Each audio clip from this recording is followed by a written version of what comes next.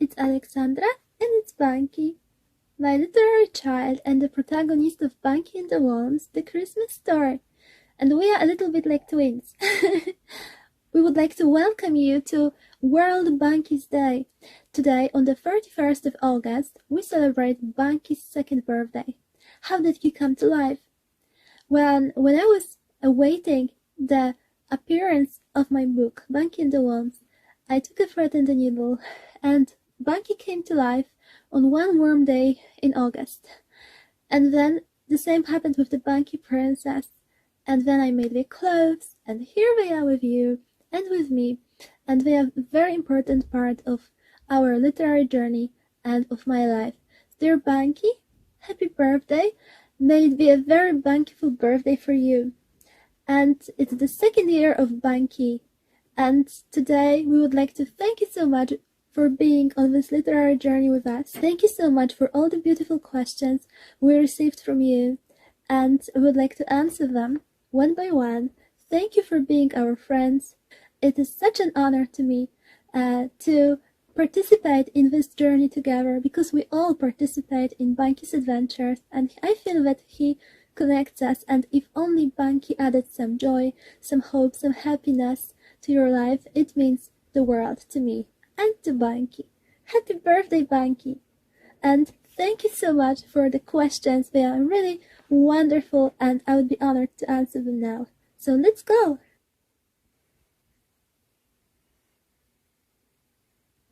How long have you had Bunky in mind before making it reality? Thank you so much for this question. I believe that I had always had a part of Bunky in me, because he's part of me. If you've read Bunky and the Worms, and if you got to know Bunky, it's like you got to know me.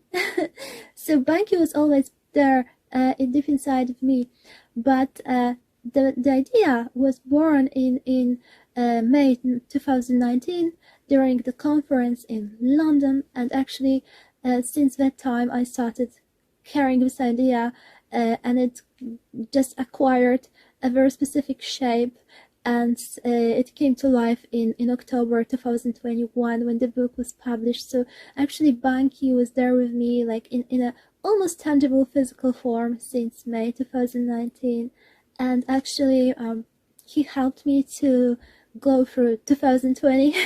I've been writing, hoping that this book, this world that Bunky represents, will be something that I can share with the readers and make them smile, or just make them feel a little warmer, and I hope that I succeeded. So thank you so much for this question. Is there any particular book that you wish you had written, and why that particular book? Thank you so much. So yes, there is a particular book that I wish I had written. And actually I started working on it quite a long time ago. It's partly finished, partly not finished, and actually it's an adult novel. It's actually a novel about growing up, some kind of a Bildungsroman, partly built on my personal experiences, partly built on fictional worlds and fictional events. And however, I hoped to make this book also relatable, and we know that growing up is quite difficult, yet I always like to see a silver lining in everything. The harder it gets, the more silver linings, so there are some times just we don't see them, and I hoped that this book could be like this material, this entity filled with silver linings. So I hope that I can bring this book to you in the future as well, because I'm not giving up.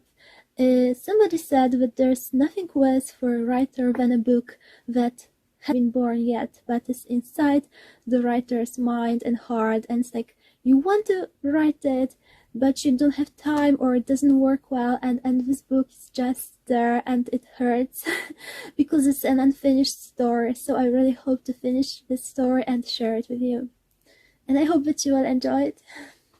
Thank you so much. Question for Bunky. Bunky specifically. Bunky, get ready.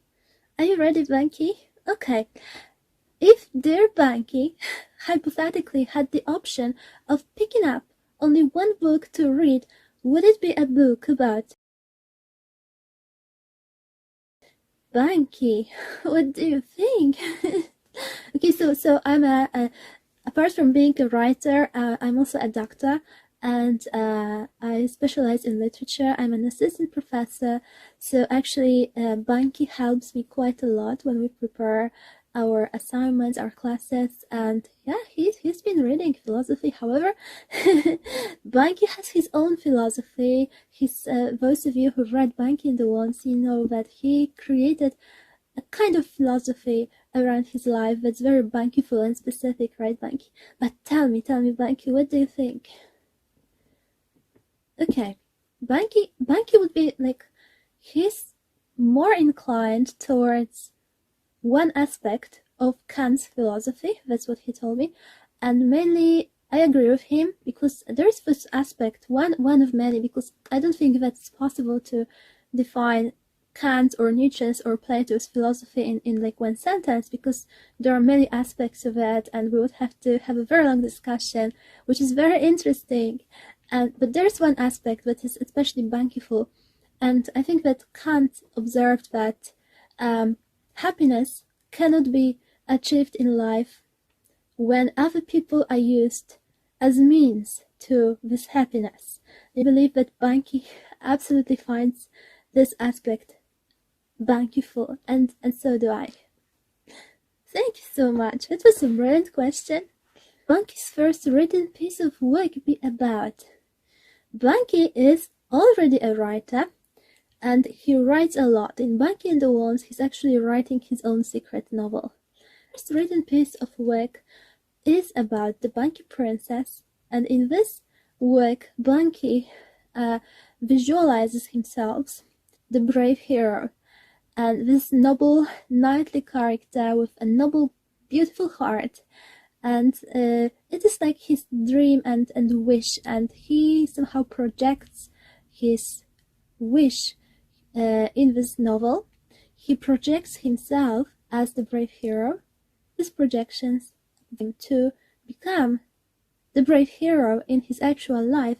I believe that this is so relatable. Sometimes we create a piece of writing, or we read a text, and through this piece of writing or through this text we can project ourselves, our hopes, our desires, and we can somehow, by projecting them, we can really invite them into our own reality, and this is so beautiful and powerful about writing. And so we have a very difficult question. Next question is, where will Bunky source his ribbon for the typewriter? Because some of you know that Bunky received a typewriter, and he actually, his typewriter is Bunky?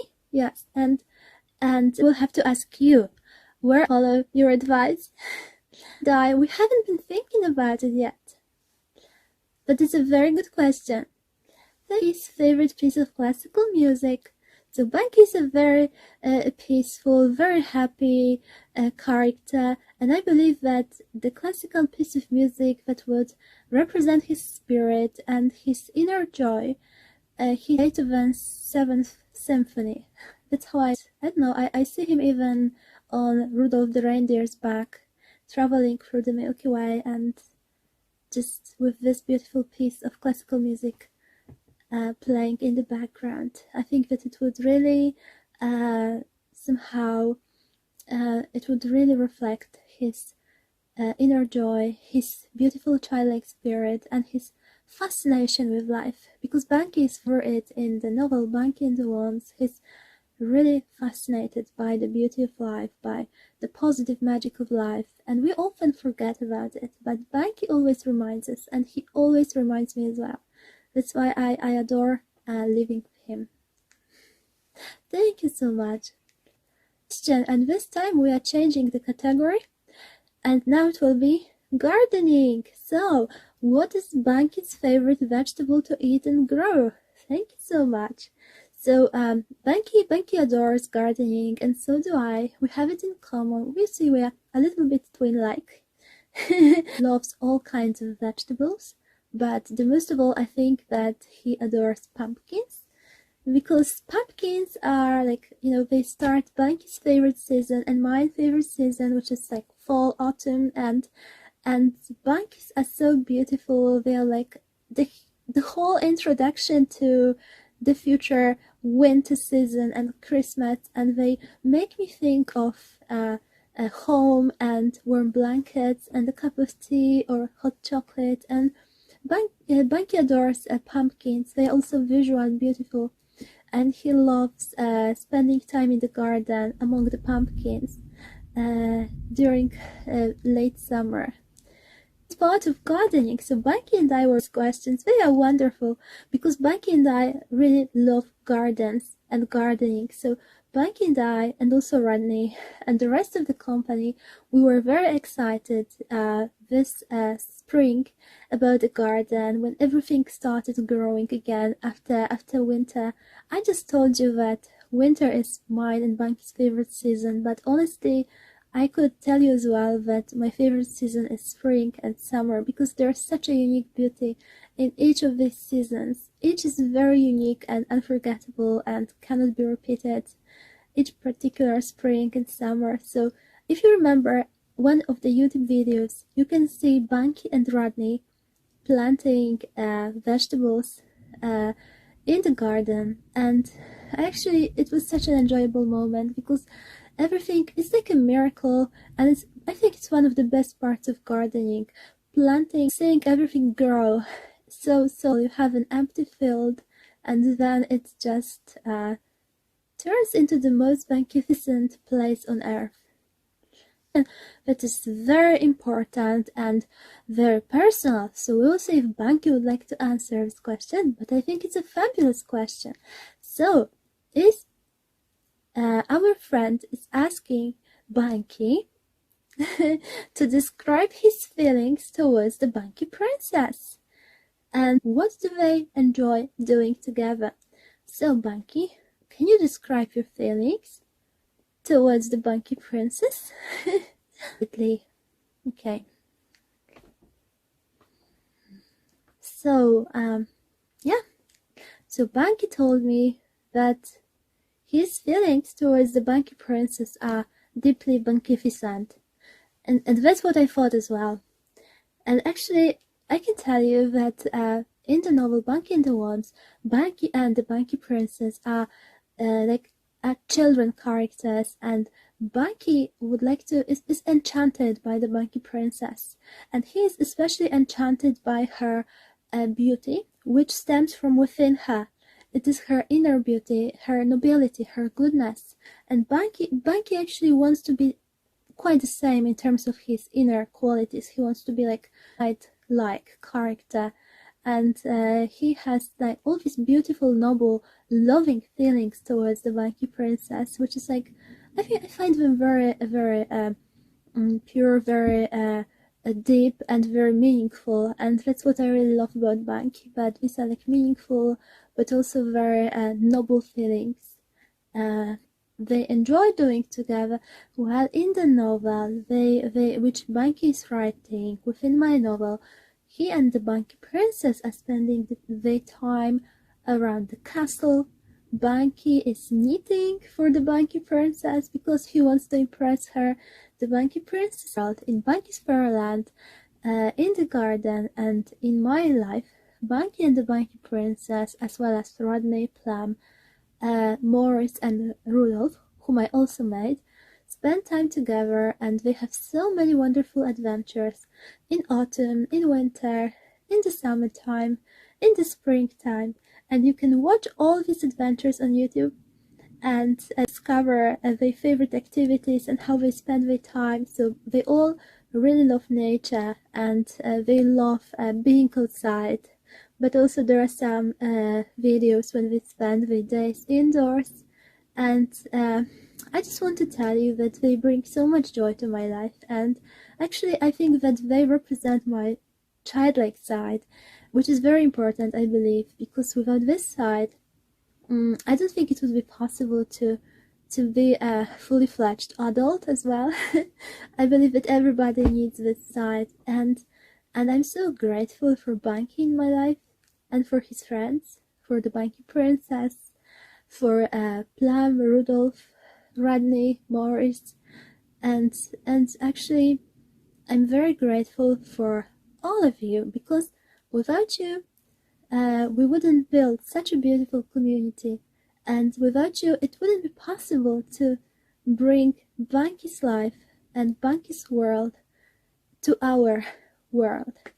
And I think that is so priceless, and every day I'm so grateful for this. And I wanted to thank you so much for being with us on the literary journey, which I hope will continue. And Bunky is so grateful too.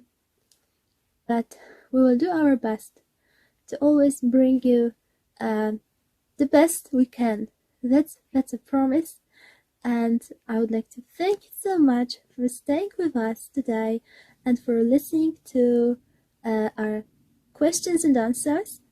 Thank you so much for all the wonderful questions, and thank you for being with us. Happy World Bunky Day!